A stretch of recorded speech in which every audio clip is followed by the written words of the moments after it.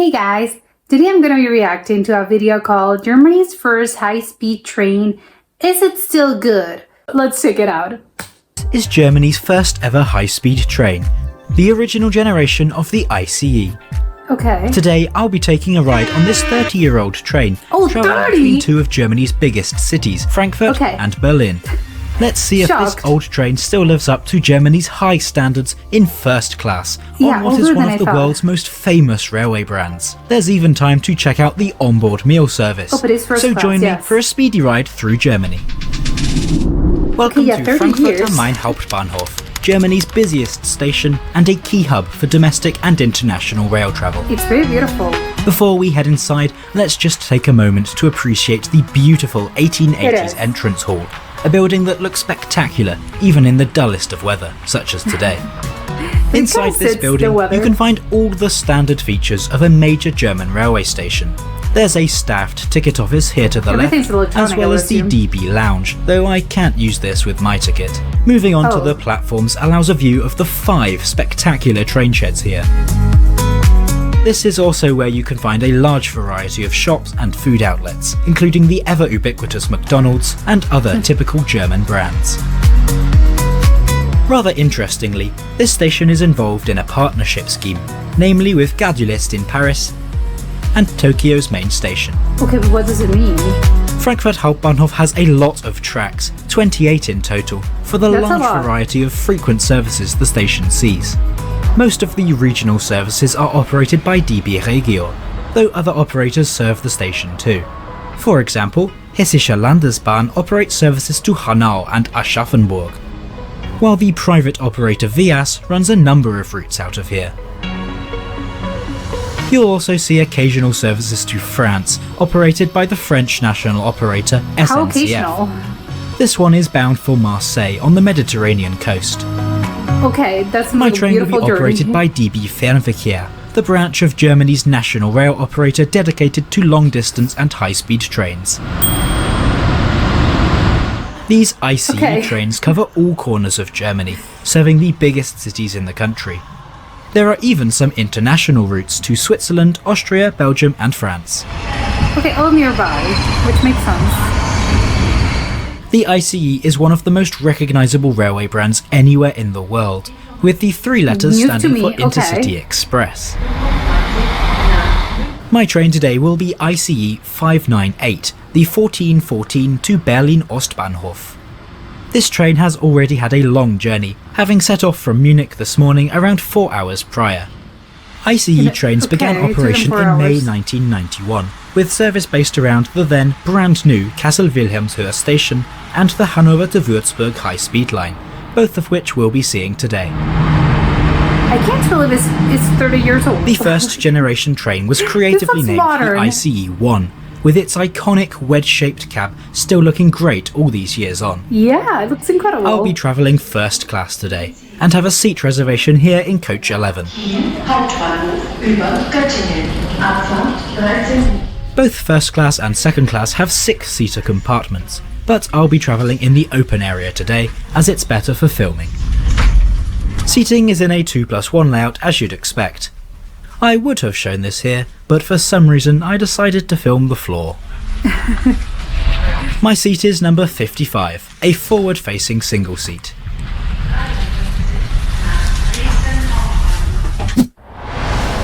Today's route will see us crossing most of Germany, heading north along the Hanover to Würzburg line. How long is it going to take? Before heading east on the Hanover to Berlin line, meaning much of the journey will be on high-speed track. The journey is scheduled to take 4 hours and 11 minutes, covering 573 kilometers or about 356 miles. Yeah, that's good, I think. Departure from Frankfurt am Main is 7 minutes behind schedule at 14:21. Our journey begins heading southwest as the train tries to navigate the busy junctions in the city. I love the bright orange color of the other trains. As we loop around the city to head north, we cross the River Main, after which this city is named. Before we look around the interior, let's quickly check out my phone. DB's app offers a service called Comfort Check-in, in which you can confirm your presence in the seat you reserved. The process Good. takes seconds and means you no longer need to have your ticket inspected. Yeah, obviously, it takes Anyway, seconds. as we head along the classic line towards our first stop of Fulda, let's take a look around the first class here on the ICE 1. We'll start off with the seat. As I mentioned earlier, the seats are in a 2+1 layout, and I think they look really smart in the black leather design. Yeah, it's really As for elegant. comfort, well, they're great. A Okay. perfect balance of padding and ergonomics, making for a really comfortable ride. It makes me, like, please wash And your up hands top, after this. you can find a very soft pillow, a staple Oh. feature of ICE trains since day one. Oh, okay, love that. Each seat gets a pair of wide folding armrests. Beside the seat, you'll find a lever to control the generous recline. How generous. Can you lay down completely? And beneath, there's another lever, this one controlling the adjustable seat base, allowing for improved thigh support. In front is the footrest, which can be folded down for additional comfort. Above this is a small net for storing personal items. Yeah, like an airplane. And the little grey piece of plastic is a personal litter bin. It's small, but it helps keep the train tidy. The seat in front also features a folding Your tray? table, which offers a decently sized surface for working on. A groove is provided to place yeah. a drink too. Love that. That's Now a little moving on detail. to legroom, and it is fantastic. Oh, really? There's I thought it's definitely a small. lot of room to stretch out and relax, ideal Depending as how these tall you trains are. can be used on some very long journeys. Looking back outside, we can see the Hanover to Würzburg line passing over us, which we will soon be joining for part of our journey. Our first station is Fulda, a major interchange on Germany's railway network. The city itself has a long history, being founded in 744 and having a key role in spreading Christianity throughout Germany. Okay. From here, we will be travelling on high-speed It's such a track for rainy most of day. the remaining journey. This was Germany's first high-speed line, and allows trains I to love- travel at I up love to all that 250 kilometers an hour in regular service, and a little bit faster in case of a delay, which happens frequently.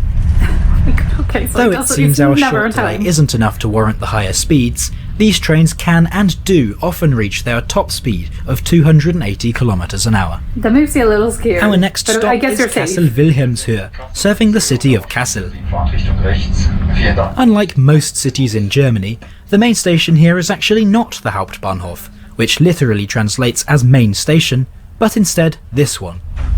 Oh, okay. Kassel is also home to the Regiotram, a tram train system operating since 2007 on 3 routes. Okay, The so system it's features newer. tram vehicles with special adjustments to allow them to run on traditional railways. Yeah, it's so Some tiny. of the Regiotram sets are even fitted with diesel engines to operate on unelectrified branch lines. That's so crazy to me. As our journey continues, I'm beginning to get fairly hungry. All ICE trains have a restaurant car, and this one is no exception. The restaurant on the ICE Oh. one is a classy affair, with a Yeah, it's bar very and lounge mid-century area, modern. as well as a proper sit-down restaurant with table service. I like it.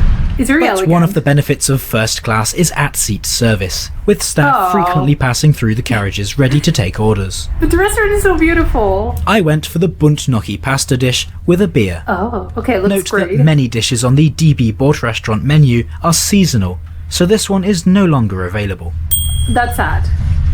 Beer, I've yeah, left but you a should put the menu beer link in the cup description thing. so you can see what's currently on offer.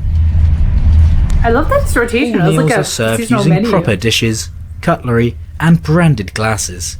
Yeah, I like that. Though surely I can't be the only one Yes. who has noticed they don't quite fit the oh, groove they don't provided. fit. No. Unfortunately, I misplaced my receipt from this evening's meal, but a meal and a drink tend to go for around 10 to 15 euros, which I think is pretty That's- good value. Yeah, that's good, right?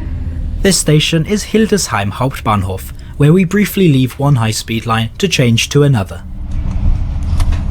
From here, Can you we'll tell? head Oh my east God. to the German capital, travelling on older routes that have been upgraded to high-speed standards. I can't Now tell it let's goes talk fast. about the future for these old ICE trains. From 2020, the role of the ICE 1 has somewhat diminished, with the arrival of newer and higher capacity still work. ICE 4 units displacing them from the busiest routes. Most of the original sets are being shortened from 12 car to 9 car That and makes me so receiving a sad. light overhaul known as LDV or Lebensdauerverlängerung, which translates as lifespan extension. By God, they're like on 2030, life support. they're expected to be fully replaced by ICE-3 No. Neo and ICE-4 units, as well as DB's new Talgo trains. They kind of look the Who same, knows, I have to there may say. even be an ICE-5 by then too. Maybe, who knows? The ICE-1 also has an interesting history in a country far away from Germany. In 1993, a modified ICE-1 set was shipped to the United States, where it was showcased on trains between New York and Washington DC. Okay, what happened? It was also hauled around other Oh, parts of the Amtrak. country by a diesel locomotive. Despite this excursion leaving positive impressions, no orders were made. Instead, a Okay. consortium of Bombardier and Alstom won the order, resulting in the Acela Express. But what a wasted We're opportunity. now approaching Braunschweig Hauptbahnhof in a city historically known as Brunswick. The station opened in 1960, replacing an older station that was difficult to serve due to being a terminus as well as being over capacity. Despite the weather being pretty miserable today, these trains are fitted with effective Yeah, sun I had to blinds. say it, but it's true. It is so And if you gloomy. need more light, then an individual reading light can be found above all seats. Incredible, great, love that. There's also a coat hook located above your seat next to the window. That's very helpful, and few people. Lastly, a European-style power socket feel- can be found beneath the seat, one for each passenger. Okay, good. I think it's like all in the Luggage little storage details. can be found in the form of sizable overhead luggage racks, which would have no problem handling even the largest of bags. Strangely, there are no luggage stacks in first class, only in second class. However, Why? any heavier items should be able to fit in between seats. Yeah, it's kind of weird, but okay. And I nearly forgot to mention, whilst meals in first class are not complimentary, you will get a little sweet treat. Normally, either a small piece of chocolate or some sort of biscuit. Love that. As we are Everyone now winding deserves a through little Berlin's sweet treat. suburbs, it's time to talk about how much this journey cost. I Yeah. paid €65.90 for a one-way first-class ticket, Oh, it's valid just only one on way. this train. I Okay. think this is a great price for a high-speed journey of this length, especially Yeah. for first class. Well, yeah, it's true. As with we head first into class. the German capital, we pass Berlin-Charlottenburg, where a Euronight sleeper train is waiting to depart for Vienna, Budapest and the Ukrainian border. This was actually my connection, so I was relieved to see that I was going to make it. Okay, yeah, like Germany's railways You have to often get hurry. a bad reputation for terrible reliability, and Oh, I've really? definitely experienced that in the past. However, it seems like I was lucky today, as we are only running a couple minutes behind schedule. that surprises me. I The thought they ride were through like on Berlin time. is certainly a lot slower than on the high-speed sections earlier, but Yeah, I this can does see that. allow for a great view of the city. This but it's station because is it's Berlin coming Zoologischer nearer. Garten, which historically was the terminus for the Siberiak, a long-distance train that ran all the way through Siberia to Novosibirsk in Russia, among other destinations such To as Sochi Siberia? and various cities in Kazakhstan. How The long did large it modern took? construction of Berlin Hauptbahnhof eventually comes into view, and we pull into the station 2 minutes late at 18:27. Okay, that's like only 2 minutes behind. That's nothing. Overall, I really enjoyed my trip on Deutsche Bahn's ICE. These older trains definitely live up to the standards of a modern high-speed train, Yeah. and it's great to see that they'll remain in service for quite a few years to come too.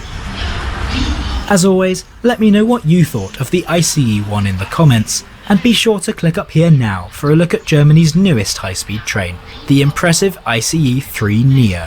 Abfahrt 18:43. Vorsicht bei der Einfahrt. Okay, so I love this. It was quite like there are a few things actually that surprised me a little bit, especially like the one that like apparently they have a bad reputation because they apparently are not on time, like they're never on time. which surprises me because I would think, well, it's Germany, like everything tends to like work properly. So it's like, how come you're telling me like the trains do not work as well as they work? They work. It's not that they're gonna leave you stranded, but it's like, do not count on them to be like on time. And if they say like, I don't know, it's gonna arrive at 5, it's like, oh, it's gonna arrive super late. Although he said, like, I was lucky, it was just be 2 minutes late. I'm wondering like how common it is and how like a delay, like an important delay, as in like I'm missing my connection, like because obviously if you're like 5 minutes behind, it's like who cares? But obviously if you're like half an hour, well, half an hour it's quite a bit, and you can definitely lose connections. So I'm wondering like how common it is and how like on average how is actually like the delay. But he said like they have a reputation, so I'm believing him. I'm like, okay, that's weird to me because I'm expecting it's Germany. How come it doesn't work? But apparently it is a thing. So, you know, again, news to me. But I have to say, it makes me a little sad that it's like they're gonna disappear in like 2030. I don't know, like it's sort of like silly to like, obviously it's just a train, like it's not a human, it doesn't have feelings, it's just an object, but it's like kind of sad. I don't know, like why are they like dismantling them? They work perfectly well, so it is like, how come you guys are not like using them anymore? They have their own life support, they have to like, they're taking taking out some like they're like, maybe, I don't know, I couldn't really remember, but they're doing some works on them, but you know, it's because, you know, we're sort of like extending a little bit of your life, but you know that these trains in like give it or take like 5-10 years, like this is gonna be gone. So it's like, no, it makes me so sad because it's like how come they work perfectly? Like if they're not working properly, I would completely understand. Obviously, we have to replace them. They're not working properly. But I think like if it were like the delays were a problem that only this IC once had, I could understand it. But the way he was telling like the thing, and he was like saying the story, it was like, no, I don't think that's the case. Of like it's not just the IC1 that's the problem, and that's why they're sort of like getting rid of them. No, I think the delays and they're constantly running behind. It's all the trains. It's not just like this model in particular. It's just like all of them. So it is like, okay, well, then again, why are you getting rid of them? I thought it was like quite okay. Like 4 hours, I think it was okay for that travel time, for that travel like distance. But I would love to know how long it would actually take in a car, maybe. Like, I'm guessing it takes like double, maybe 8 hours. But again, I have no idea of like distances. And again, I know it depends more of how fast you're going. But you know, it's in general, how long would it take that kind of trip, that kind of distance in a car? And actually, more importantly, I would have loved to know how much you're actually like earning in like speed in a modern train, in a modern model. Because again, 4 hours, I would think it's good, but maybe like this newer models, they can go a little bit faster, and maybe it's instead of 4 hours, it's just like 3.5 maybe.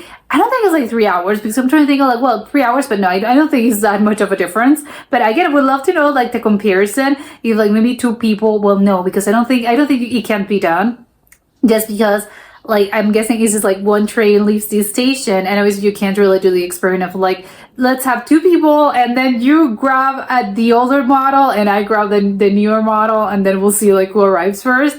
I don't think that's possible, because I'm guessing like, because obviously you want to measure like at the same distance, but obviously one train is leaving, like there's not like two trains leaving for the same place. That would be counteractive, and I don't think that's possible. I don't know. Maybe actually that's common, but I would think like, how come like you wouldn't have like two trains coming from like the same station to the same destiny? Because like what a waste, right? But maybe I'm totally in the wrong, and it can be possible, and would love to know that. But also I love the model, and it's funny that, you know, how it looks like visually. It looks very modern, it looks sort of futuristic, and I love that it almost looks like a car. I can't explain it, but it looks like a car. Not like any car, but I think what reminds me actually is like how cars, like how people thought that cars would look like in the future. I think that's what it reminds me. And I'm thinking of like, I don't know, futuristic, but in the imagination of people, when people get creative and they think like, oh, cars in like in the 2000s are going to look like this. And I'm imagining they were something of the sort. And it reminds me of like how older people thought that newer cars were going to be. But it's funny that the newer models, they look basically the same. So it's like, okay, I love the fact that it's just like, I'm guessing the engine changes and obviously the technology changes, but the actual like the train itself, I don't know how you will recognize it. I think it is recognizable, I think, if you really do pay attention. But and obviously if you are a train aficionado, then yes, of course you're gonna notice the differences. But for my own trained eye, it looked like super similar. So it's funny that they're sort of replacing the and they're like doing other models. They're creating other models. But like the thing is like it looks the same basically. So I love that. But I do have to say I was super off in my like 2010s. It's like no, the thing was like from 1991 I believe, 1991, 1993. It's crazy because it's like, okay, that's so old. I was not expecting it. I don't know why I thought that like those high-speed trains were a newer thing, but they have been around forever. It was like 30 years. I was expecting something like maybe like 2000s. It was like, no. It's like from the 1990s. So it is kind of crazy because I was not expecting that. And it looks like, again, it looks incredible. Maybe actually come to think about it, maybe that's why it looks so futuristic. It's like how people in the early 90s thought that cars were going to be like 30 years later. Or maybe even trains. But I think, I don't know, something about it reminds me of cars. But I love them. I love the little, like, they're very streamlined, they're very modern. And I also love the restaurant. Like, it is very mid-century modern, which I appreciated. And I would also love to know, like, the difference between the like, he was obviously, like, he was in first class, but how, like, it would compare, like, he was, like, 60 something euros, like $70, which I think it's okay. I don't know how much. Actually, like, is it cheaper to just fly there? I don't know. I have no idea about prices, but it would be interesting also, like, the comparison, and also, again, to see like if it's obviously it's going to be cheaper in the common class for the plebs, but it would be actually like, what's the difference like in prices? Is it like you're actually splurging in a first class ticket, or is it just like, no, it's not that much of a difference and that's why you should go first class? I don't know. But yeah, this was very interesting, and that was it for today, and I'll see you next time. Bye.